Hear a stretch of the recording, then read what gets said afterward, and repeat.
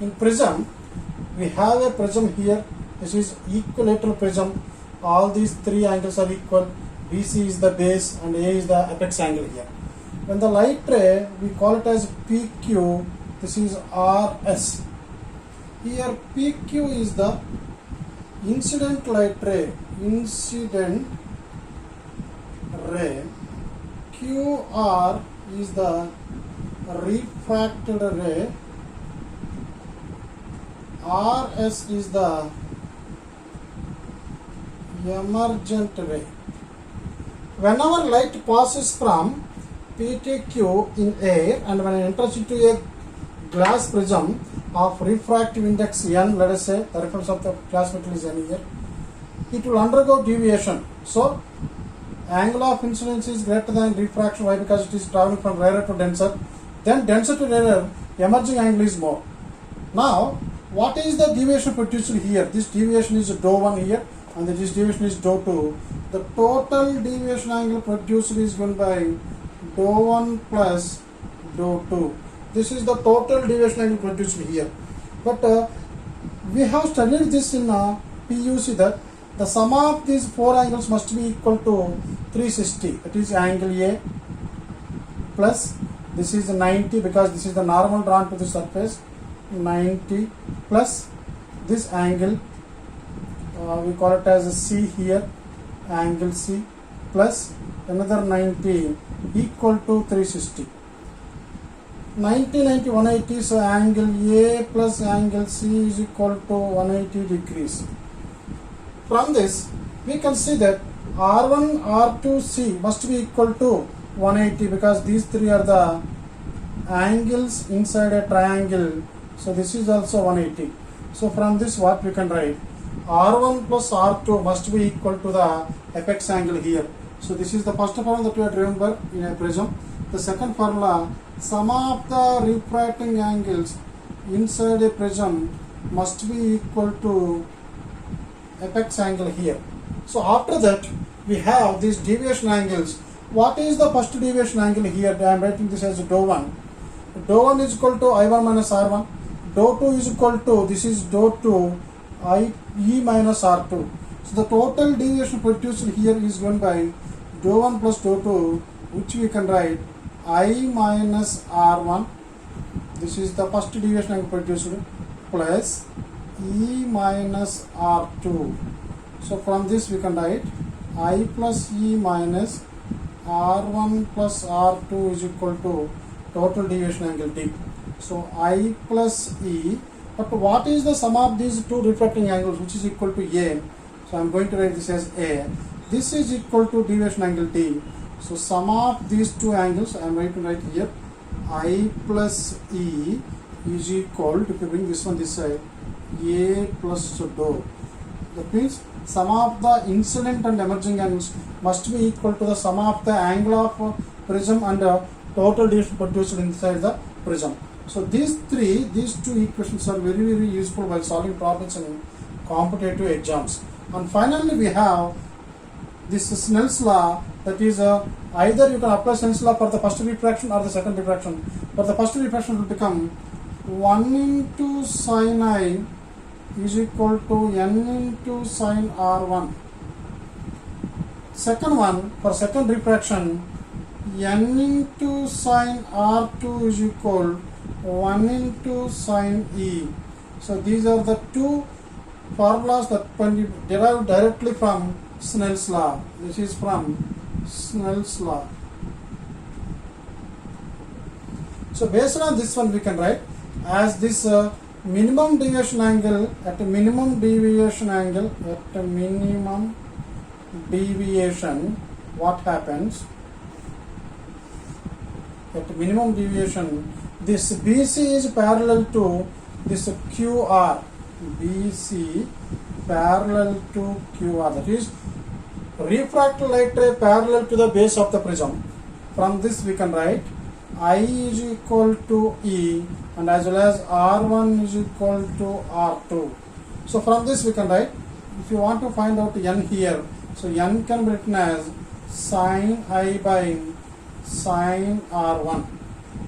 From this we can write if I at minimum deviation angle BC is parallel to EC and I is equal to E, R1 is equal to R2. If you substitute these values here, I is equal to E means I plus I is equal to A plus dou. 2I is equal to, here I am going to write at minimum deviation angle I plus I is equal to A plus dou min. So 2I is equal to A plus dou min. I is equal to A plus dou minimum by 2. So now you can write sine of A plus dou minimum by 2 by. Similarly R1 is equal to R2, R2R is equal to A, R is equal to A by 2. So this is sine A by 2.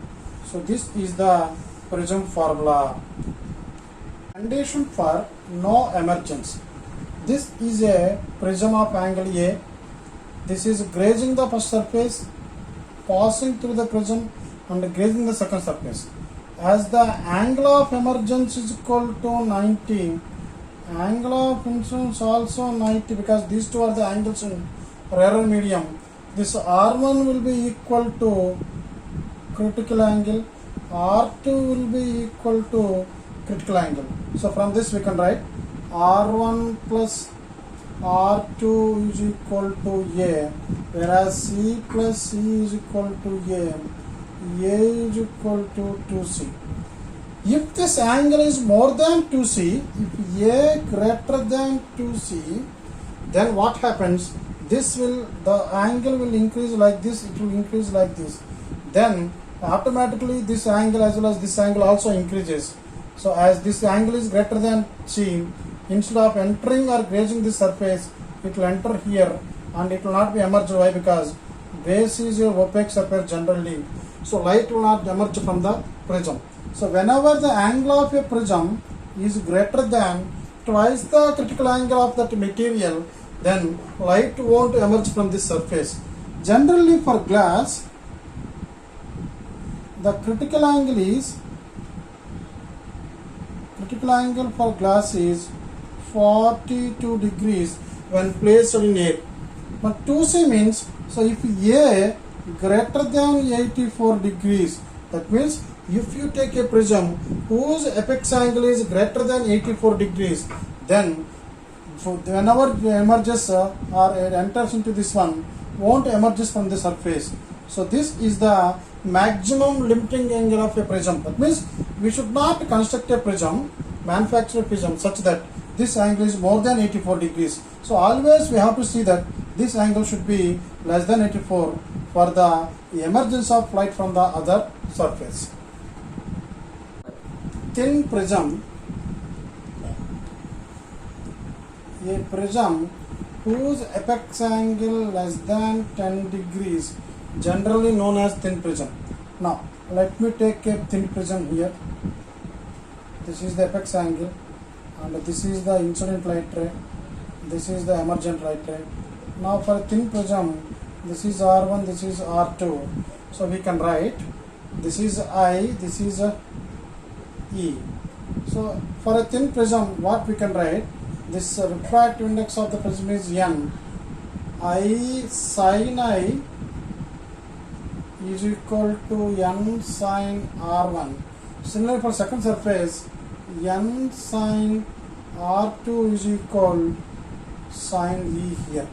When the angle is very small, we know that if theta is very small, sin theta can be written as theta. Here also, when A is very small, I, R1, R2, E are all very small.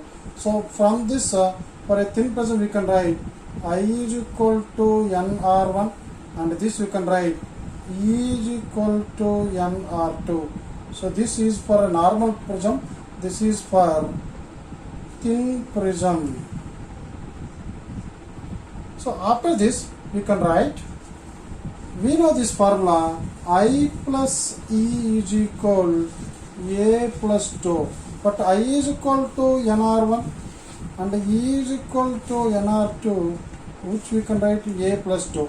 So if you take N common, R1 plus R2 minus A is equal to dou is the total deviation produced in a thin prism. But generally, the expression for this one is for a prism, any prism is R1 plus R2 must be equal to A. So here you can write NA minus A is equal to A common N minus 1 is equal to 2. This is the deviation produced in a thin prism. D is equal to N minus 1 into A. We know that if you take the visible spectrum, violet, indigo, blue, green, yellow, orange and red, whose wavelength is 3800 angstroms here for violet, and for red this is 7800 angstroms. Now that means wavelength for violet less than wavelength for red. That means red color has more wavelength than the violet here. Here you can see the refractive index is given by C by lambda, or this is C by V, which can also be written as lambda 1 by lambda 2. Here wavelength inversely proportional to the refractive index, so n inversely proportional to lambda. So as in this case, if wavelength for violet is less, then refractive index for violet is more than red here. So from this what we can write, violet has more refractive index, so deviation is greater for violet color. So deviation for violet is greater than deviation for red, as it is directly proportional to n value for the same prism A angle A. That means out of these three, let us say if we send visible light here, that violet, indigo, blue, green and red, which color deviates more? Here it deviates into 7 colors. So which color deviates more? Always violet deviates more than red. So this is violet, indigo, blue, green, yellow, orange and red. And this is 3800, this is 7800. And the yellow color has 5800 angstroms. So that's why it is called mean color. Whenever the light deviates through a prism, the deviation angle is medium or average deviation will produce for yellow color. Here, when white light is sent through a prism, it undergo dispersion, violet, indigo, blue, green, yellow, orange and red. The splitting of white light into its constituent colors is called dispersion. So dispersion takes place in any prism having refractive index of n here. So dispersion process, what happens? Different colors deviates differently. This is the deviation angle produced for red color. This is the deviation angle produced for violet color. So in this case what happens? The dispersive power of the prism, dispersive power is equal to omega, which is called which is equal to ratio between this theta by dou mean, that is angular dispersion by mean deviation. So omega can be written as, what is this angular dispersion? Deviation angle between violet and red. Not only violet and red, even if two colors are given here, only orange and green are given, then you can write deviation produced by green minus deviation produced for orange by the mean color of this one. Generally for violet and red, mean color is yellow, so we can write D yellow.